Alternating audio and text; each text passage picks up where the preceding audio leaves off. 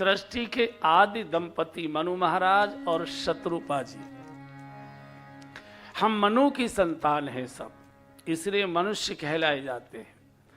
मनु महाराज और शत्रुपा जी के पूर्व सृष्टि की रचना भगवान के संकल्प से हुआ करती थी। स्त्री और पुरुष के सहयोग से सृष्टि की रचना का शुभारंभ मनु महाराज और शत्रुपा जी के द्वारा हुआ है, इसलिए हम सब मनुष्य कहलाए जाते हैं।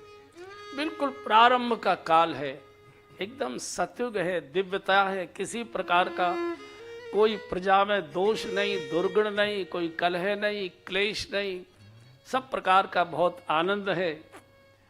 बहुत आनंद का जीवन महाराज और महारानी परिवार के साथ जी रहे हैं और प्रजा का पालन ऐसे कर रहे हैं जैसे कोई योग्य पिता अपने बच्चों का लालन पालन करता है। किसी प्रकार का कोई कष्ट अभाव प्रजा को नहीं। बहुत सुंदर संतान आई है, 2 बेटे हैं, 1 बिटिया है। बड़े बेटे का नाम उत्तानपाद है, जिनके घर में ध्रुव जी जैसे भक्त का जन्म हुआ। छोटे बेटे का नाम प्रियव्रत, देवहूति नाम की बिटिया पैदा हुई, जिनका विवाह करदम ऋषि के साथ हुआ और जिनके गर्भ से कपिल भगवान ने अवतार लिया। आप कल्पना करिए कि दाम्पत्य जीवन कितना दिव्य और कितना श्रेष्ठ रहा होगा कि अपने घर में भक्त और बाल बच्चों के घर में भगवान जन्म ले रहे हैं। हम सब चाहते हैं कि हमारे घर में संतान अच्छी आए, हमारे मनोनुकूल आए, धर्मात्मा के रूप में आए, पुण्यात्मा के रूप में आए, परोपकारी के रूप में आए, सेवा भाव के साथ जीवन जीने वाले ऐसी संतान हमारे घर में आए। लेकिन अनुभव उल्टा कह रहा है। बहुत लाड़ दुलार प्यार से पाले जाने के बाद भी वृद्धावस्था में माता पिता को दुत्कार देते हैं, अलग हो जाते। कारण क्या है? तो संतान को दोष देने की आवश्यकता नहीं है। जहाँ से संतान आई है उस भूमि का चिंतन करना चाहिए कि वो भूमि कैसी थी जहाँ से ऐसे पुत्र ने उगकर जन्म लिया, वहाँ ये प्रकट हुआ। भूमि जैसी होती है फसल वैसी ही आती है। संतान को दोष देने के पूर्व हमको आत्मनिरीक्षण करना चाहिए कि जैसा हमारा मर्यादा से, शुचिता से, पवित्रता से, भक्ति के भाव से, परोपकार से भरा हुआ अगर हमारा दाम्पत्य जीवन होता तो शायद ऐसी स्वार्थी संतान नहीं आती। क्योंकि जैसा बीज होता है फल उसी प्रकार से आता है। तो मनु महाराज और शत्रुपा का जो जीवन था इतना दिव्य, इतना पवित्र कि घर के अंदर भक्त प्रहलाद जैसा भक्त पैदा हुआ और बिटिया के घर में भगवान ने, कपिल भगवान ने, जिन्होंने सांख्य शास्त्र प्रकट किया, उनका जन्म हुआ। एक बार चौपाई गाते हैं, फिर प्रसंग को आगे बढ़ाते हैं। स्वयंभू मरो मनुष्य स्वयंभू मनु अरुषत रूपा जिनते भई नर षष्ठी अनुपा जिनते भई नर षष्ठी अनुपा दंपति धर्म आचरण नीका दंपति धर्म आचरण नीका अजहु गाव श्रुति जिनके लीका अजहु गाव श्रुति जिनके लीका आजी स्वयंभू मनु अरुषत रूपा स्वयंभू मनु अरुषत रूपा। स्वयंभू मनु महाराज और उनकी धर्मपत्नी शत्रुपा जी। दंपति धर्म आचरण नीका। धर्म से, सदाचरण से, सेवा से, परोपकार से, शुचिता से, पवित्रता से भरा हुआ दोनों का दाम्पत्य जीवन, दिव्य संतान आई। मैंने अभी निवेदन किया था, जैसी भूमि होगी पौधा वैसा निकलेगा। बहुत आनंद से जी रहे, बिल्कुल यही समय, जिस समय हम लोग यहाँ धनबाद में कथा के मंडप में बैठे, बिल्कुल यही समय था। मनु महाराज अकेले महल की अटारी में बैठे हुए थे। बैठे बैठे उनके मन में अचानक प्रेरणा आ गई, अरे मैं बूढ़ा हो रहा हूं, मेरे चेहरे पर, शरीर पर झुर्रियां आ गई, बाल सफेद हो गए, दांत गिरने लगे, कमर झुकी जा रही है, बाल बच्चेदार हो गए, बाल बच्चे राजपाट संभालने लायक हो गए, और मेरे मन में भोगों के प्रति वैराग्य नहीं, वासनाओं के प्रति मेरे मन में ऊब नहीं, भगवान के दर्शन की लालसा नहीं, हृदय में भगवान के भजन की प्रेरणा नहीं। क्या मेरा शरीर, मेरी लाश हाय हाय करके राजभवन से उठाई जाएगी? क्या भगवान की मोहनी झांकी का बिना दर्शन किए मेरे नेत्र, मेरी जीवन यात्रा पूर्ण हो जाएगी? अंदर से प्रेरणा। और बंधु और बहनों, प्रेरणा अंदर से आती है, उपदेश बाहर से दिया जाता है। जो भीतर से जगता है वो प्रेरणा होती है, चाहे शुभ हो चाहे अशुभ हो, और उपदेश हमेशा बाहर से दिया जाता है। कोई पास नहीं था, शत्रुपा जी कोई भी नहीं था। बैठे बैठे गुनगुना रहे थे, कुछ अंदर से प्रेरणा आ गई, बूढ़ा हो गया, कमर झुक गई, बाल सफेद हो गए, दांत उखड़ने लगे, बाल बच्चेदार हो गए, और अभी तक न भजन, न पूजन, न पाठ, न भगवत दर्शन की लालसा, न इच्छा, न प्रेरणा। एकदम उसी समय उतरे और सीधे शत्रुपा जी के कक्ष में पहुंच गए। संयोग से शत्रुपा जी भी अकेली बैठी थी। तो महाराज ने कहा, रानी एक अंदर से प्रेरणा जग रही, आज्ञा हो तो बोले। बोले कहिए।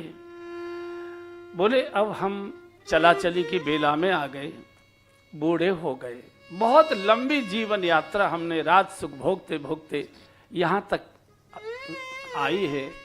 बाल बच्चेदार हो गए, बाल बच्चे कारोबार संभालने योग्य हो गए, इसलिए अब इच्छा करती है कि चलो देवी राजपाट बाल बच्चों को समर्पित करें और सब छोड़ छाड़ कर भारतवर्ष के तीर्थों की यात्रा करते, साधु महात्माओं का दर्शन करते, और किसी एक तीर्थ में जीवन का अंतिम समय भगवान का दर्शन करते करते पूर्ण करें, और भगवान की मधुर झांकी का दर्शन होने के बाद नेत्र बंद हो, ऐसी इच्छा जग रही है, ऐसी प्रेरणा हो रही है।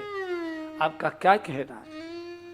तो शत्रुपा जी के नेत्रों से भी आंसू टपकने लगे। राजन, बहुत अच्छा विचार है, मैं तो जाने कब से विचार कर रही थी, लेकिन संकोच के कारण बोल नहीं पा रही थी।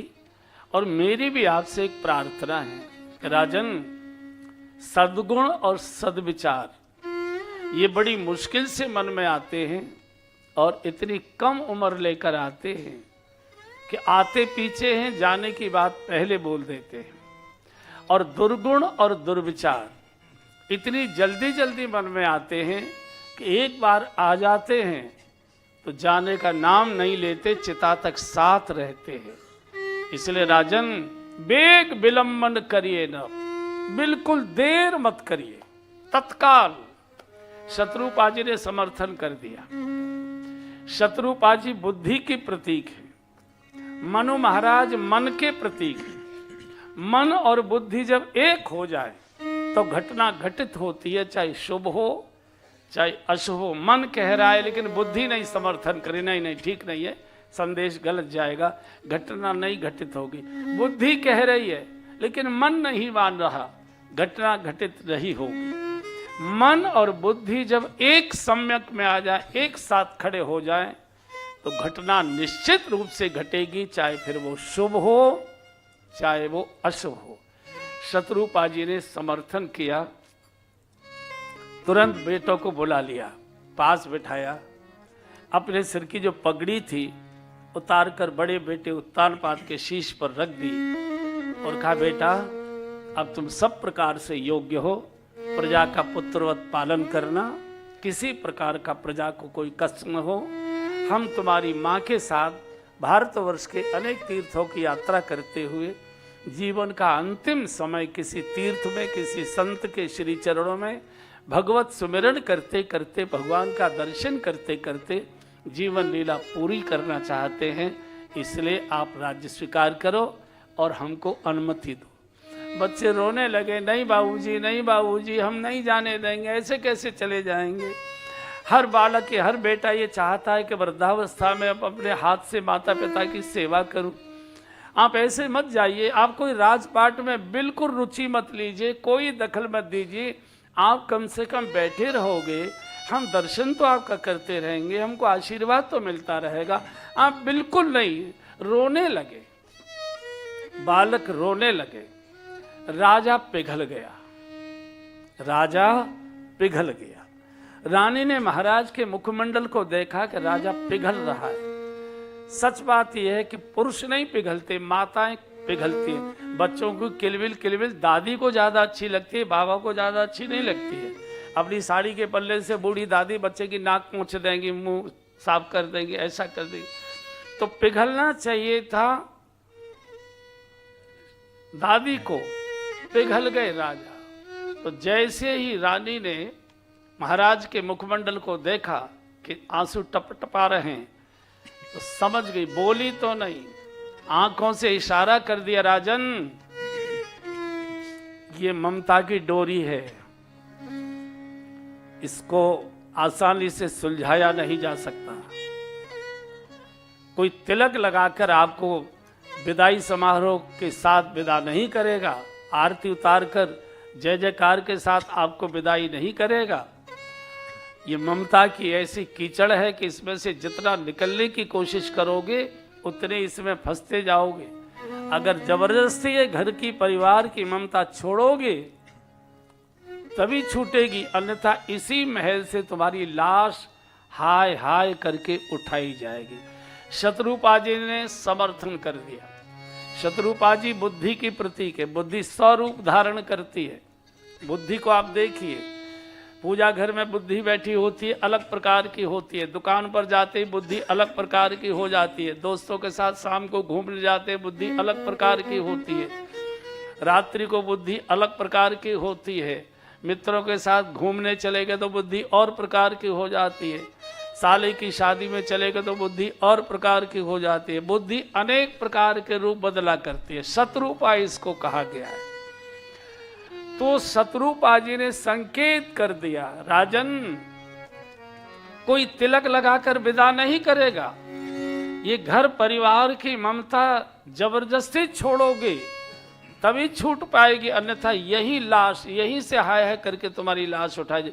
गोस्वामी जी ने बरवस शब्द प्रयोग किया है, गा लीजिए। बरवस राज सुत हित दीना, बरवस राज सुत हित दीना, नारी समेत गवन बन कीना, नारी समेत गवन बन कीना, तीरथ वर नैमिष विख्याता, तीरथ वर नैमिष विख्याता, अति पुनीत साधक सिद्धिदाता, अति पुनीत साधक सिद्धिदाता, पहुँचे जाई धेनुमति तीरा, पहुँचे जाई धेनुमति तीरा, हर्षि नहाने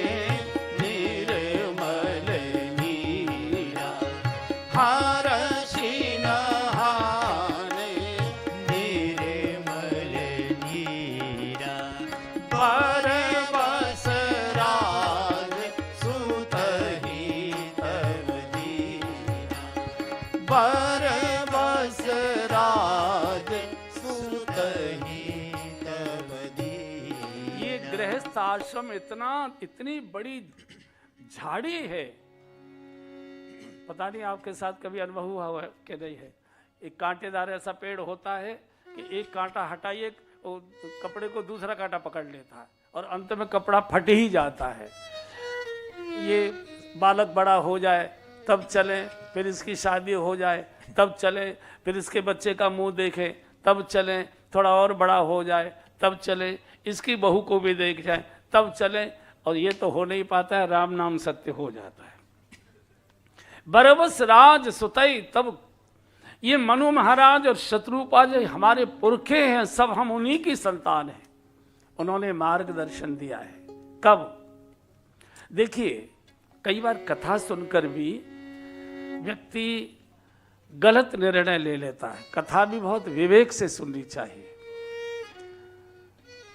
हर मौसम के जैसे कपड़े अलग प्रकार के होते हैं, जैसे हर मौसम का भोजन अलग प्रकार का होता है, ऐसे ही हर मौसम के नियम, कानून और सिद्धांत भी अलग प्रकार के होते हैं। ये घटना सत्युग की है, कथा कलयुग में हो रही है। आज घर छोड़कर जाने की आवश्यकता नहीं। मनु महाराज गोमती गंगा के किनारे 88,000 ऋषियों की तपस्थली नैमिषारण्य में पहुंच गए। आज आप वन में नहीं रह सकते। पहले वन स्वतंत्र हुआ करते थे। जिस राजा के राज्य में वन होते थे वो स्वतंत्र होते थे, उनमें राक्षस भी रह सकते थे और ऋषि मुनि भी रह सकते थे। और जो ऋषि मुनि रहते थे उनके भोजन, उनकी औषधि, उनकी व्यवस्थाएं, उनका वस्त्र आदि सारी चिंता उस क्षेत्र के राजा की जिम्मेदारी थी, वो करता था। आज उल्टा हो गया। आज वन विभाग के अधीन है, सरकार के अधीन है। आप वहाँ एक दिन भी झोंपड़ी बनाकर रह नहीं सकते। माफिया तो कब्जा करके रह सकते हैं, आप नहीं रह सकते। आप अगर एक टहनी भी तोड़ लेंगे तो तुरंत पुलिस आपके ऊपर केस करेगी। भले ही ट्रक के ट्रक पेड़ कटकर माफिया निकल कर ले जाए, चले जाए, तो उनको कोई रोक टोक नहीं हो सकती। तो कई बार कथा सुनकर मैंने देखा है कि अनेक माता पिता का कारोबार बच्चों को सब सौंप साँप के छोड़ छाड़ के और तीर्थों में चले गए, और ऐसी दुर्दशा उनकी होती है कि न जीवित रह पाते हैं, न मौत आ रही है। बहुत कठिन। तो भावुकता के कारण से कई बार हम लोग गलत निर्णय ले लेते हैं। कथावाचक भी जिस ढंग से सुनाते हैं उसका बेचारे भोले भाले तो श्रोता होते हैं और कहते हैं जी आज नहीं कल भी छोड़ना है, आज भी इसका है, कल भी इसका है, आज ही नहीं छोड़ो, चलो तीर्थों में। और कथा प्रवचन सुनकर तीर्थों में चले गए। गुरु जी के आश्रम में जाकर उन्होंने फ्लैट बना लिया, कमरा बना के रहने लगे। कुछ दिन तक तो ठीक ठाक चलता है, फिर धीरे धीरे गुरु जी से भी बातचीत बंद हो जाती है, बोलचाल भी बंद हो गई, और कई बार तो गुरु जी से झगड़ा भी हो जाता है, और कई बार तो गुरु जी से मुकदमा भी शुरू हो जाया करता है। आए थे हरि भजन को, ओटन लगे कपास। इसलिए मैं उदाहरण दिया करता हूँ। बिजली घर में बिजली के अधिकारियों के मकान बनाए जाते हैं, जनता के मकान बिजली घर में नहीं बनाए जाते। जनता को बिजली घर से कनेक्शन लेना पड़ता है, और कनेक्शन कट न जाए इसकी शुल्क भी समय समय पर जमा करनी होती है। तो बिजली घर में बिजली के अधिकारियों को रहने दीजिए, हमारा कनेक्शन बिजली घर से जुड़ा रहे, लाइट हमारे जीवन में बनी रहे, इतना ही चाहिए। तीर्थ आध्यात्म के ये वर्कशॉप है। आप सब गाड़ी वाले हैं, गाड़ी खसर खसर कर रही है, ओहो गाड़ी सर्विस मांग रही है, गाड़ी सर्विस मांग रही। आप सर्विस स्टेशन ले गए, आपकी गाड़ी की बढ़िया सर्विस कर दी मिस्त्री ने, क्रीम व्रीम लगा के चमका दिया, बाबूजी ओके लीजिए ले जाइए। आ गए, फिर 4-6 महीने बाद फिर गाड़ी खसर खसर करने लगी, फिर सर्विस स्टेशन ले गए, फिर बढ़िया सी सर्विस करा कर ले आए, बहुत अच्छी बात है। लेकिन मैंने ऐसा सुना है आप जैसे महापुरुषों से कि जो गाड़ियां बहुत लंबे समय तक सर्विस स्टेशन में खड़ी कर दी जाती हैं, तो वहाँ के जो मिस्त्री होते हैं उन गाड़ियों के ओरिजिनल पुर्जे तो निकाल लेते हैं, नकली पुर्जे उनमें फिट कर देते हैं। मैं समझता हूं मेरी बात समझ में आ गई होगी। धीरे धीरे क्या था, अब 2 दिन को गए, 4 दिन के लिए गए, गुरुजी भी बैठी लेकर खड़े हुए हैं दरवाजे पर, नाश्ता भी बहुत अच्छा किया जा रहा है, बढ़िया बढ़िया बातें भी आपसे की जा। जब आप पूरी तरह से वहां रहने लग जाएंगे, अपनी व्यवस्थाएं करिए, अपना खाओ पियो बनाओ, फिर गुरुजी कहाँ ध्यान देंगे। ओ गुरुजी बदल गए, पहले आते थे, आगे पीछे घूमते थे, साथ बैठा के चाय पिलाते थे, साथ बैठा के बाल भोग कराते थे, साथ बैठा के प्रसाद प्रवाद। अब नए नए चेले हो गए ना, पुरानों को भूल गए, निंदा शुरू हो गई। और गुरु निंदा से महापाप दूसरा कोई होता ही नहीं, होता ही नहीं। इसलिए तीर्थों में जाइए, अपनी सुविधानुसार वहाँ निवास करिए। गुरुदेव का आश्रम है, वहाँ निवास करिए, वहाँ सुविधा नहीं है किराए पर लीजिए, महीना भर 15 दिन 20 दिन वहाँ निवास करिए। संयम का जीवन जियो, सामान्य भोजन फलाहार करो। जो पूजा पाठ घर में नहीं हो पा रहा था, घर की कलह क्लेश अशांति के कारण, उसको वहाँ पूरा करिए। सुबह शाम ठाकुर जी का दर्शन करिए, किसी संत के चरणों में बैठकर भगवत चर्चा श्रवण करिए, भगवत कथा श्रवण करिए, अपनी शंकाओं का समाधान करिए और फिर परिवार में चले आइए। 4-6 महीने फिर घर में रहिए, फिर खटर पटर शुरू हो जाए, फिर चले जाइए तीर्थ में, फिर महीना 2 महीना तीर्थ में पूरा करिए, फिर घर में आ जाइए, फिर गाड़ी खटर खटर करने लगे, फिर सर्विस स्टेशन ले जाइए। ये क्रम बनाना चाहिए। जिन्होंने भी गलती से तीर्थों में मकान बनाकर या गुरुजी के आश्रम में फ्लैट बनाकर रहना शुरू किया है, भजन पाठ छूट गया है, केवल साधुओं की निंदा के अतिरिक्त उनके पास कुछ भी नहीं होता।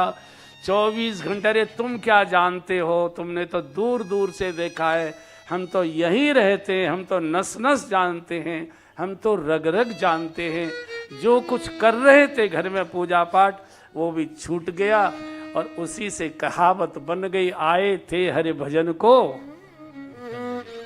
अब तो कपास भी नहीं होती जोड़ लो।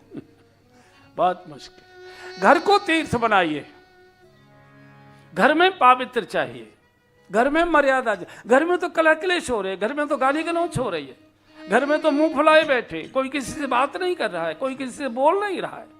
तीर्थ में क्या मिलेगा? तीर्थ में घर की ये बातें याद आएगी, वहां भी बैठकर बहू की, बेटे की, नाती की, पोती की, भाई की, देवर की, जेठ की, इसी की चर्चा तुमको याद आएगी। नहीं होगा भजन। तो जो करना चाहते हो तो घर में करो, फिर समय निकालकर सर्विस स्टेशन गाड़ी ले जाओ, 2, 4, 10 दिन 15 दिन रहो, फिर घर में आइए। मैं न्योता दे रहा हूं आपको, आइए वृंदावन। धन्यम वृंदावनम तेरे भक्ति रथ यत्र चाहिए, लेकिन स्थायी निवास नहीं। स्थायी निवास, घर को वृंदावन बनाइए, घर को तीर्थ बनाइए, बेडरूम को तीर्थ बनाइए।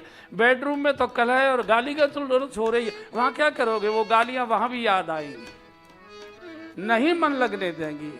क्रिया कर सकते हो, लोगों को दिखा सकते हो कि भजन करो, भजन की पुस्तक खुली होगी, बातें मन में वही याद आ रही होंगी, चीख चिल्लाहट वही याद आ रही। मुझे एक बार पूछा कि वृंदावन आए क्या मिलेगा वहां?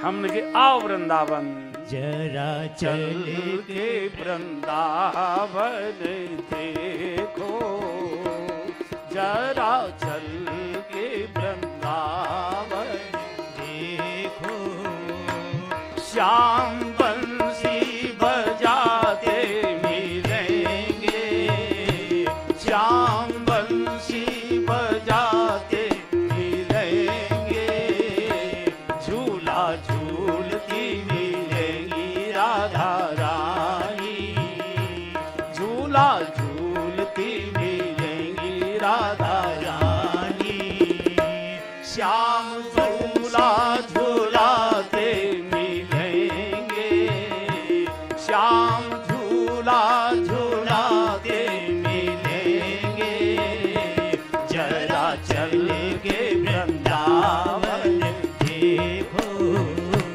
जरा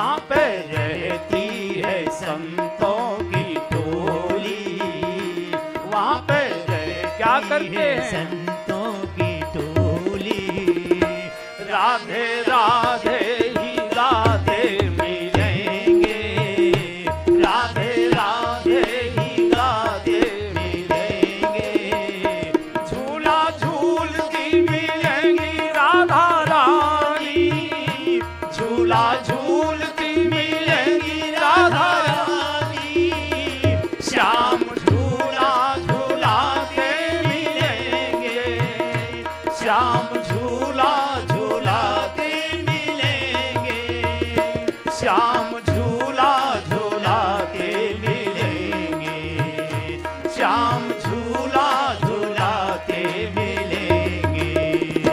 जरा चल के वृंदावन देखो, जरा और क्या चल देखोगे? के वृंदावन देखो, राधा ललिता विशाखा के संग में, राधा ललिता विशाखा के संग में, दधि बेचन को आई मधुबन में, दधि बेचन को आई मधुबन में, ग्वाल बालों को लेकर के संग में, ग्वाल बालों को लेकर के संग में, श्याम माखन लुटाते मिलेंगे, श्याम माखन लुटाते मिलेंगे, झूला झूलती मिलेंगी राधा रानी, झूला झूलती मिलेंगी राधा रानी,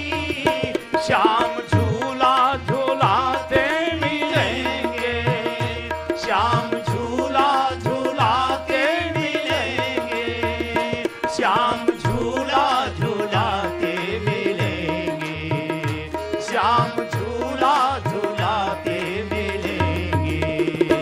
जरा चल के वृंदावन देखो, और क्या देखोगे? जरा चल के वृंदावन देखो, यहाँ पे आई है मीरा दीवानी, यहाँ पे आई है मीरा दीवानी, श्याम सुंदर के मन की वो रानी, श्याम सुंदर के मन की वो रानी, जरा निधि वन चल कर के देखो, जरा निधि वन चल कर के देखो, अरे जरा सेवा कुंज चल कर के देखो, क्या देखोगे? सेवा कुंज चल कर के देखो, श्याम रास रचाते मिलेंगे, श्याम रास रचाते मिलेंगे,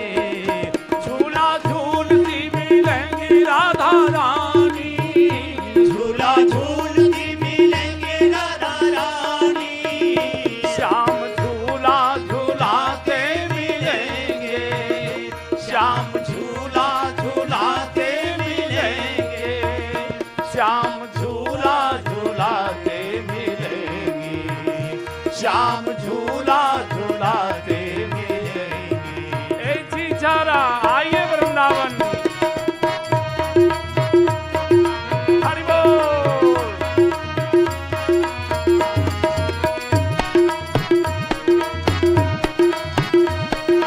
जय जय हरे हरे, राधे राधे रटो चले आएंगे बिहारी, राधे राधे रटो चले आएंगे बिहारी, आएंगे बिहारी चले आएंगे बिहारी, आएंगे बिहारी चले आएंगे बिहारी, राधे राधे राधे राधे रटो चले आएंगे बिहारी, राधे राधे रटो चले आएंगे बिहारी, ओ राधा मेरी चंदा चकोर है बिहारी, राधा मेरी चंदा चकोर है बिहारी, राधा मेरी चंदा चकोर है बिहारी, राधा मेरी चंदा चकोर है बिहारी, राधे राधे राधे राधे रटो चले आएंगे बिहारी, राधे राधे रटो चले आएंगे बिहारी, ओ आएंगे बिहारी चले आएंगे बिहारी, आएंगे बिहारी चले आएंगे बिहारी, राधे राधे राधे राधे रटो चले आएंगे बिहारी, राधे राधे रटो चले आएंगे बिहारी,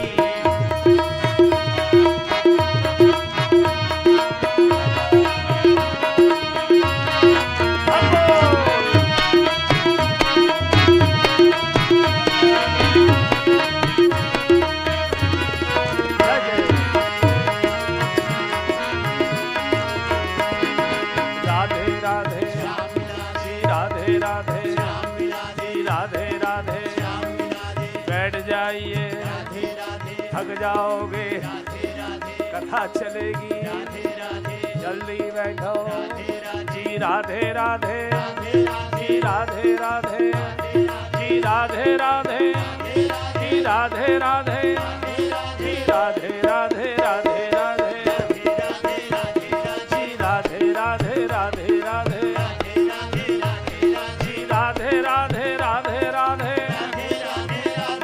जी राधे राधे राधे राधे राधे राधे राधे राधे राधे राधे राधे राधे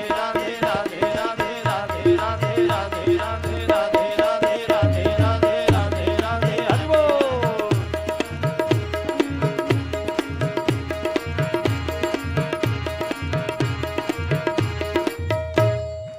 जय जय श्री राधे। सूचना स्थायी है, जिसके भी हाथ नीचे वही नरक में।